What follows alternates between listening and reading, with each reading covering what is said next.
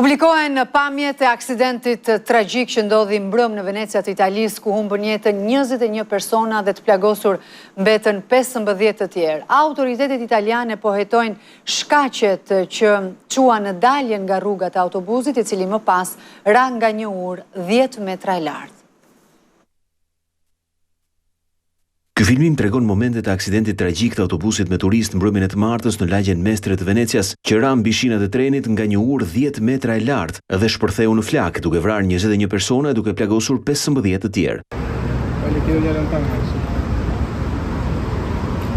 Nga pamjet dallohet se para se të dilte nga ura, autobusi lëvizte me shpejtësi të lartë dhe goditi disa mjete të tjera në rrugë që po ulnin shpejtësinë për shkak të trafikut të ngarkuar. Kjo ka bërë që dyshimet kryesore mbi shkaqet hetuesit të kenë tek një humbje e vetdijes nga shoferi, i cili mund të jetë ndier keq. Mundësia e përgjumjes së tij përjashtohet pasi kolegët thonë se 40 vjeçari Alberto Rizzotto, i cili humbi jetën në aksident, kishte 7 vite që punonte në këtë linjë dhe ishte shofer me eksperiencë të gjatë. Nuk përjashtohet mundësia e një bllokimi të sistemit të frenimit dhe drejtimit për shkak të ndonjë defekti. Autobusi ishte i ri, elektrik dhe kishte pak kohë që përdorej. Një tjetër shkak i tragjedisë fatale janë edhe barierat e dobta dhe të ulta të hekurit anashurës, që nuk e përvalluan autobusin me një peshë edhe më të madhe se ata të zakonshmit për shkak të baterive. Mes viktimave të tragjedisë janë edhe 2 fëmijë, njëri sapo lindur dhe tjetri 12 vjeç, ndërsa mes të plagosurve 5 janë në gjendje të rëndë. Në autobus u udhëtonin turistë të huaj, shumica ukrainas, gjerman, austriak dhe spanjoll, që shkonin për të vizituar zonën historike të Venecias.